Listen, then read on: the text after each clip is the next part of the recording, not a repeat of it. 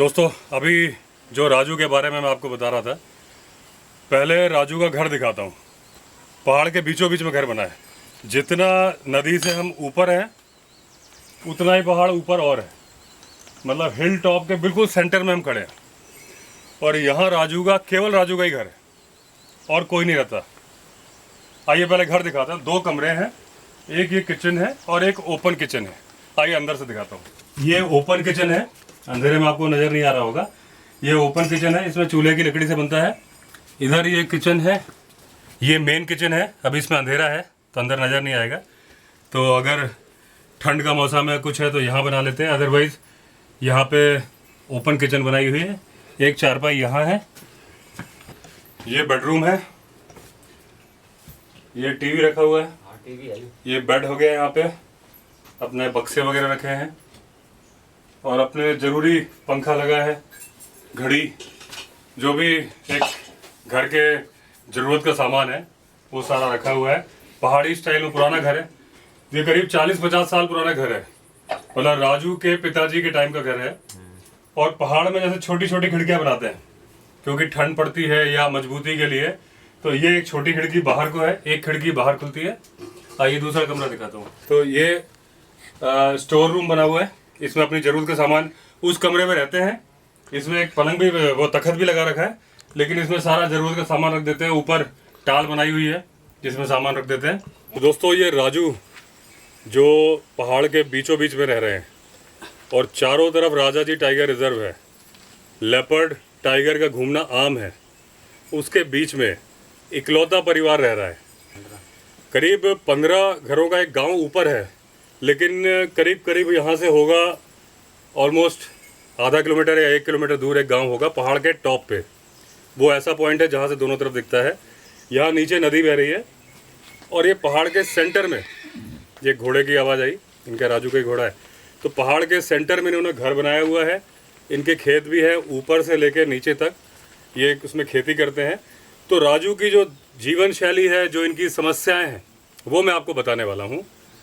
तिल हो गया, गैत हो गया जी, रेहास हो गया, कोट्टू हो गया जी, और क्या नाम करते हैं, और जी जौ हो गई, जौ हो गई, और क्या हो गया, लाई हो गई, सरसों हो गया, हल्दी हो गया, अरबी हो गई, हाँ, और बैंगन हो गए, लौकी हो गया, तोरी हो गई, और चिचिंडा हो गया जी, करेला हो गया, और क्या होता है, जैसे हो गया कद्दू हो गया जी, खीरा हो गया। 4 खेत हैं हमारे, 4 खेत में 2 फसल होती है जी। उसमें कम से कम 3000 का साल भर में आय, 7 साल एक साल भर में साल की आय होती, वो होती है, अनाज होता है 3000 तक का। हाँ 2 बैल हैं जी, और 3 गाय हैं, 2 घोड़े ना, 3 घोड़े हैं, और 4 बकरी है जी। कुत्ते जो है फसल की रखवाली के काम आते थे। बंदर आ गए, बंदर भगाते हैं, लंगूर भगाते हैं, और क्या है, और जो बाघ आता है, हाँ बाघ को लपट हो गया, बाघ को भगाता है कुत्ता जी। हाँ जी 15 किलो चावल और 10 किलो गेहूँ जो है 1 महीने में 1 महीने का मिलता है। हमारी जो है जी 50 किलो गेहूँ, 50 किलो चावल की है जी। तो इतने हम जो है इतना हमारा घर से लगाना पड़ता है जी फालतू। दोस्तों ये राजू का परिवार है, इनके बच्चे। तुम्हारे कितने बच्चे हैं राजू? 3 बच्चे हैं। 3 बच्चे। हाँ जी। कितने लड़के लड़की? 2 लड़का ही लड़की है। तो कितने बड़े हैं? ये होगा 24-25 साल का बड़ा वाला है, 22-23 साल का छोटा है, 18 साल की लड़की है। अच्छा, कहाँ है बच्चे? 2 तो वहीं हैं देहरादून में ही, हाँ। कंपनी में, दवाई कंपनी में। हाँ हाँ। एक लड़का भटना में था। तो ये दोस्तों अच्छी खासी गर्मी हो रही है और इन्होंने पहले अभी हल चलाया, सुबह से हल चला रहे थे, अब जाके ये उसमें कुट्टू एक दाल होती है वो बोएंगे। तो जो आपने देखा कि टोटल पूरे साल की खेती करने के बाद हाथ में आते हैं 3000 रुपये, जबकि ज़मीन बहुत है। लेकिन वो स्टेप फार्मिंग है, जिसको टेरेसेस, जो सीढ़ीदार खेत होते हैं, तो वो बड़ा टफ होता है, क्योंकि जो प्लेन्स के खेत होते हैं उसमें अगर एक बीच में रखवाली करने की झोपड़ी बना दी तो पूरा खेत कवर हो जाता है। यहाँ दिक्कत होती है कि यहाँ इनका घर है, ऊपर एक खेत है, एक खेत नीचे और एक और नीचे बिल्कुल नदी के मुहाने पे, और एक ऑलमोस्ट टॉप पे है। तो अगर ये नीचे के खेत में रखवाली कर रहे हैं, ऊपर बंदर आ गए या जंगली सूअर आ गए, तो जब तक में भाग के जाएंगे तब तक में तो वो आधी फसल खा जाएंगे। तो ये उसकी टेक्निक निकालते हैं लोग। जैसे यहाँ से इन्होंने वो कनस्तर बांधे होते हैं, तो यहाँ से धागे से खींचेंगे, रस्सी से खींचेंगे तो आवाज़ होती है, जानवर भागते हैं। कुत्ते पाले हुए हैं जो भगाते हैं। फिर भी पूरे साल की खेती करने के बाद में हाथ में आते हैं 3,000 रुपये। सरकार से मदद मिलती है इनको 25 किलो अनाज मिलता है, 10 किलो गेहूँ, 15 किलो चावल हर महीने का, लेकिन खपत उससे ज़्यादा है, तो वो भी घर से। और जो ये फसल जितनी उगाते हैं, ये जो 3,000 रुपये की जो मैं वैल्यू बता रहा हूँ, वो खुद ही का कंजम्पशन है, मतलब खुद इस्तेमाल करके।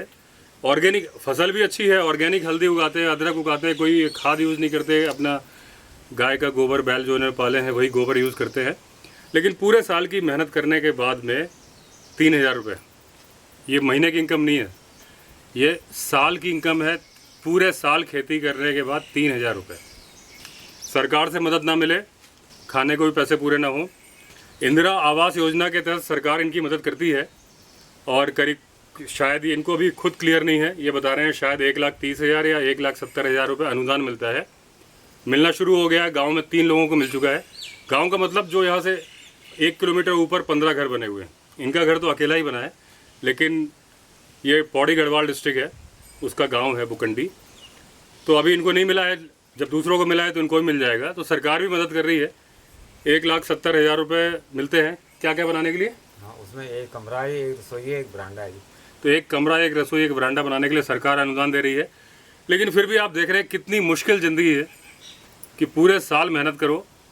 गाय पालो तो अपना दूध वगैरह का हो जाता है, लेकिन पूरे साल मेहनत करने के बाद में हाथ में आते हैं 3,000 रुपये। तो दोस्तों, ये थी ज़िंदगी राजू की। अगली बार फिर मिलेंगे एक नई कहानी के साथ। अगर आपने चैनल को सब्सक्राइब नहीं किया है तो चैनल को सब्सक्राइब कर लीजिए। चलिए दोस्तों, फिर मिलते हैं। तब तक के लिए all the best. Vande Mataram.